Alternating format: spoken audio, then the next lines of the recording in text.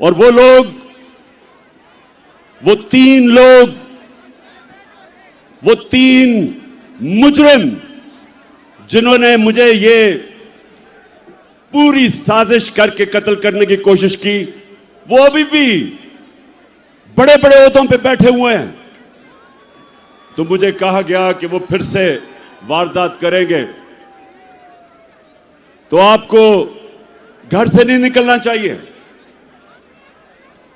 पहली चीज कि इसमें कोई शक नहीं कि इस टांग के साथ सफर करना बड़ा मुश्किल था, लेकिन मैं इस दूसरी चीज पे खास तौर पे आज अपने नौजवानों को यह बताना चाहता हूं।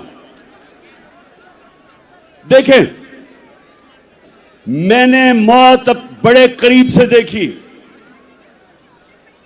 जब मेरी टांग पे गोलियां लगी और मैं गिर रहा था, तो जैसे ही गिर रहा था मेरे इधर से गोलियां निकली ऊपर, सर के ऊपर से। अगर गिरता ना तो वो लग जाती। लेकिन मैं जो अपनी कौम को, अपने नौजवानों को आज पैगाम देना चाहता हूं, देखें, अपने ईमान को मजबूत करें। ला इलाहा इल्लल्लाह का मतलब समझें। कोई नहीं है खुदा अल्लाह के सिवा। और जब आप दावा करते हैं कि मैं अल्लाह तेरे अलावा किसी के सामने नहीं झुकूंगा, तो आप जो अल्लाह ने आपको मेरे नबी सल्लल्लाहु अलैहि वसल्लम के जरिए अपना पैगाम भेजा कुरान में, तो उसमें वाज़े उसने लिखा हुआ है कि जब तक अल्लाह की मर्जी नहीं होगी तुम इस जमीन से नहीं जाओगे, और जब उसका फैसला हो गया तो जितना मर्जी एहतियात करो, डरो, छुपो, भागो, मौत से नहीं बच सकता। लेकिन जो मैंने फैसला किया अब ये कि हमने अब इस निजाम का हिस्सा नहीं रहना। मैं अपनी सारी चीफ मिनिस्टर्स, अपनी पार्लियामेंट्री पार्टी से अब मिलूंगा, और हमने फैसला किया है कि हम सारी असेंबलियों से निकलने लगे हैं।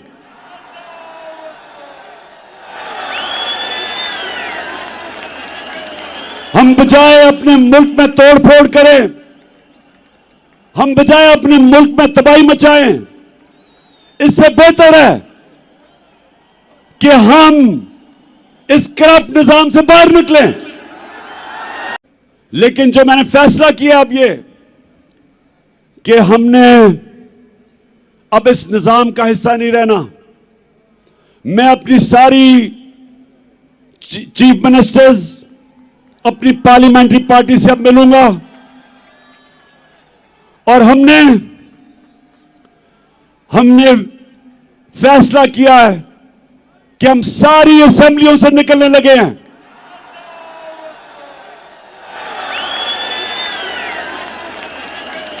हम बजाय अपने मुल्क में तोड़फोड़ करें, हम बजाय अपने मुल्क में तबाही मचाएं, इससे बेहतर है कि हम इस करप्ट निजाम से बाहर निकलें। नैब मेरे नीचे नहीं थी, वो एस्टेब्लिशमेंट के नीचे थी। नैब वाले मुझे कहते थे कि जी केस सारे तैयार हैं, लेकिन हुक्म नहीं आ रहा। जिनके पास कंट्रोल था वो हुक्म नहीं दे रहे थे। वो इन चोरों से बजाय इनको जेलों में डालने के डीलें कर रहे थे। मैंने हर मीटिंग के अंदर यह बात की कि जनाब, जब तक आप ताकतवर को कानून के नीचे नहीं लेके आएंगे, बड़े बड़े डाकुओं का एहतसाब नहीं करेंगे, या करप्शन खत्म नहीं होने लगी, तो मुझे बार बार जवाब आता था कि इमरान साहब आप इकोनॉमी के ऊपर तवज्जो दें, इसको भूल जाएं, एहतसाब को। मुझे ये कहा क्या कई दफा कि अच्छा जी इनको छोड़े, एनआरओ दे दें, इनको नैब के अंदर कानून बदल दें। ये भी जिनके पास ताकत थी, जिनके पास ताकत थी, मुझे अफसोस से कहना पड़ता है कि वो करप्शन को बुरा नहीं समझ। एक्सपोर्ट्स गिर रही हैं और जब इंडस्ट्री बंद हो रही है तो सवाल यह है कि इनके पास रोड मैप क्या है? कोई रोड मैप नहीं है। मैं आज यहां इसलिए इनके ऊपर प्रेशर डालने आया था, इनको यह बताने के लिए कि आपके पास कोई रास्ता नहीं है सिवाय इलेक्शंस का। और मैं ये सारे पाकिस्तान के जो फैसला, बड़े बड़े ताकतवर फैसला करने वाले इदारे हैं, उनको भी बता रहा हूं कि ये तो मुल्क डूब रहा है। ये मुल्क अगर डिफॉल्ट की तरफ चला गया तो हमारे पास तो वो हालात हो जाएंगे कि जब आपकी इकोनॉमिक सिक्योरिटी गिरती है तो मुल्क की नेशनल सिक्योरिटी नीचे चली जाती है। इकोनॉमिक सिक्योरिटी जब सोवियत यूनियन की गिरी तो मुल्क टूट गया, सोवियत यूनियन टूट गया। तो हम तो आज उधर जा रहे हैं। तो मैं ये अपनी इलेक्शन या पॉलिटिक्स के लिए नहीं आया। इलेक्शन तो इंशाल्लाह जब 9 महीने के बाद भी होंगे, जीतना तो हमने है। ये तो आप कभी जीत ही नहीं सकते। जीतना तो हमने है, लेकिन मुल्क की जरूरत आज इलेक्शन करवाना है, इसको बचाने के लिए। मैं आज फैसला किया था कि मैं अपनी कौम को क्या कहूंगा। क्या हम सीधा इस्लामाबाद निकल जाएं? इस्लामाबाद कभी भी जो अवाम का समुंदर है,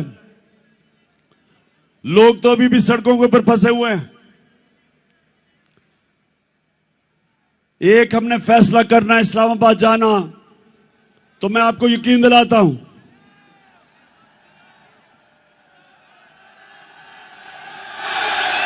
कि ना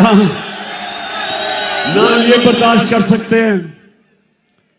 जितनी भी पुलिस आप जमा कर लें, जब लाखों लोग इस्लामाबाद में जाएंगे कोई नहीं रोक सकता उनको।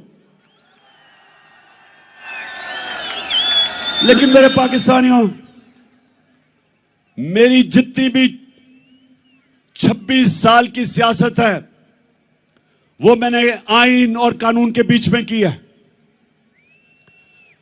मेरे लिए इन 7 महीने में बड़ा आसान था कि हम वो श्रीलंका वाला हालात पैदा कर देते। हमने 65 जलसे किए, कभी पाकिस्तान के जलसे में इतने लोग नहीं आए, लेकिन पब्लिक आती थी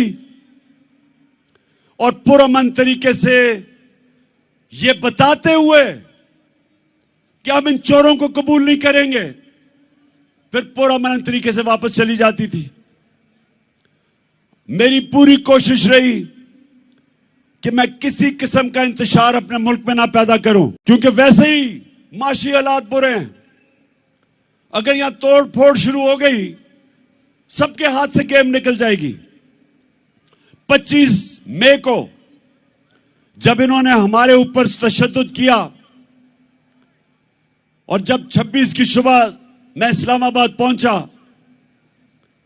तो मुझे पता था कि अगले दिन इंतशार होगा।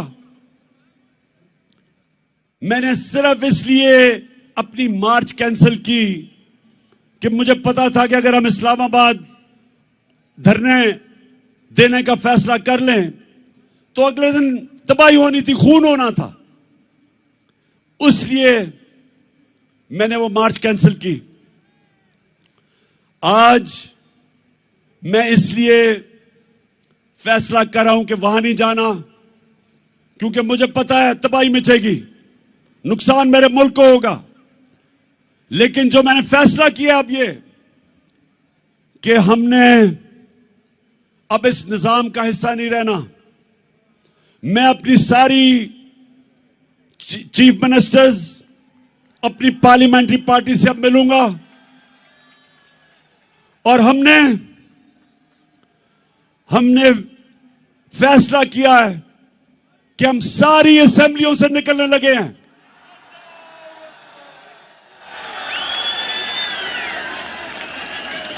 हम बजाय अपने मुल्क में तोड़फोड़ करें, हम बजाय अपने मुल्क में तबाही मचाएं, इससे बेहतर है कि हम इस करप्ट निजाम से बाहर निकलें और इस मुल्क का हिस्सा, इस सिस्टम का हिस्सा ना बने कि जिधर ये चोर बैठ के अपने अरबों रुपए के करप्शन के केसेस हर रोज माफ करवा रहे हैं। गरीब लोग जेलों में हैं, छोटी छोटी चोरी पे बेचारे लोग जेलों में गल सड़ रहे हैं और ये बड़े डाकू अरबों रुपए की चोरी अपनी माफ करवाने के लिए पहुंच जाते हैं। और मुझे अफसोस वो है जो लोग इनको एनआरओ देते हैं। मैं उन लोगों से भी पूछता हूं कि क्या आपको खौफ खुदा नहीं है कि एक मुल्क पे इतना बड़ा जुल्म कर रहे हैं? क्या आपको खौफ नहीं है कि आपने एक दिन अपने मालिक को जवाब देना है? आप कैसे रातों को सोते हैं कि एक एक बड़ा डाकू, उसके केस माफ हो रहे हैं अरबों रुपए के? आप कैसे रातों को सोते हैं कि बेरोजगारी और महंगाई में गरीब आदमी चोरी करता है और वो जेल में गल सड़ रहा है? इसलिए मैंने अपनी चीफ मिनिस्टर से भी बात की है। मैं अब अपनी सारी पार्लियामेंट्री पार्टी से मीटिंग शुरू कर रहा हूं और इंशाअल्लाह आने वाले दिनों में हम अनाउंस करेंगे जिस दिन हम सारी असेंबलियों से बाहर निकल रहे हैं।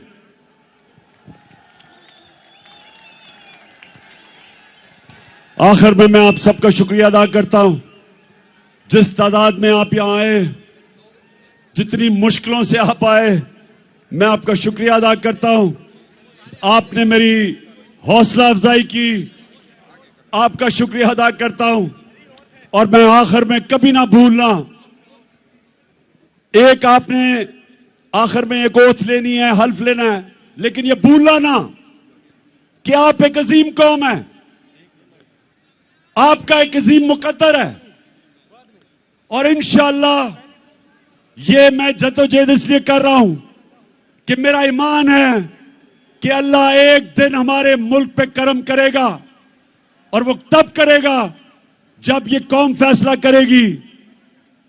जो कुरान में लिखा हुआ है कि मैं कभी किसी कौम की हालत नहीं बदलता जब तक वो कौम खुद अपनी हालत बदलने की कोशिश ना करे।